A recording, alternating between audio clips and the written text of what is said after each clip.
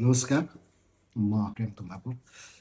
विशेषतः सेफहरूले खानाको कुराहरू परिचर्चा गरि नै रहन्छन्। तर आज विशेष गरेर म यो चामलको विषयमा थोरै जानकारी गराउन चाहन्छु। र यो चामल चाहिँ किन पनि स्पेसल छ भन्दाखेरि चाहिँ अब हेर्दा सबै सेतो चामल देखिन्छ, तर यो चाहिँ अलिकति क्वाइट फरक छ। यो चाहिँ हाम्रो विशेष गरेर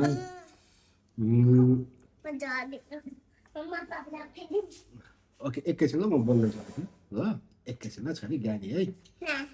अनि यो चामल चाहिँ विशेष गरेर हाम्रो प्रदेशको भोजपुर जिल्ला को विभिन्न त्यहाँको गाउँपालिका चाहिँ वडाहरूमा चाहिँ यो चाहिँ उत्पादन हुने गर्छन्। र यो चाहिँ आज यो चामलको विशेषता नाम चाहिँ के हो त भन्दा हलपोडो चामल भनेको हुन्छ, होइन भाइ? हजुर, हलपोडो चामल भनेको हुन्छ। र यो चाहिँ हाम्रो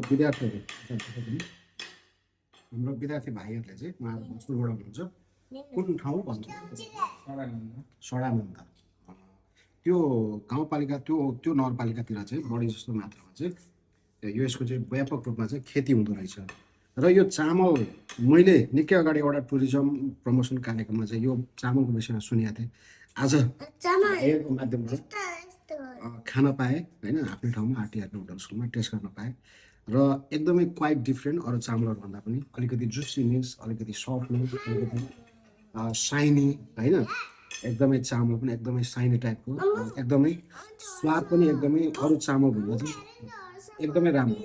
तपाईँको यो बासमती चामलले टेस्टले नभ्याउने त्यो लेभलको चामल जुन चाहिँ हाम्रै ठाउँमा चाहिँ उत्पादन भइरहेको छ, यसलाई चाहिँ अझ रूपमा चाहिँ प्रमोट गर्नुपर्छ, प्रवर्धन गर्नुपर्छ भन्ने चाहिँ मेरो बुझाइ छ। So thank you so much भाइ। हो तपाईँहरूको खासमा चाहिँ हलपोडो चामल चाहिँ आज टेस्ट गर्न पाइयो र सबैले यो भोजपुरलाई र यो हलपोडो चामललाई पनि प्रवर्धन गरौँ, प्रमोट गरौँ। र होटलहरूमा पनि यो एकदमै यो चामल चाहिँ तपाईँहरूले अरू बासमती चामल लगायत विभिन्न चामलहरू को भात खुवाउनुभन्दा यो चामलको भात खुवाउनु भयो भने पक्कै पनि गेस्टहरूमा एक किसिमको सेटिस्फ्याक्सन चाहिँ पक्कै पनि प्राप्त गर्नुहुनेछ। Thank you so much. एकछिन सर, एक बाइट लिएर टेस्ट गर्नु सर। र मैले यहाँ थोरै साग लिएको छु, होइन? अनि चट्टा मैले त्यतिकै सागमा मात्रै यो मैले हालेको छु, अरू के पनि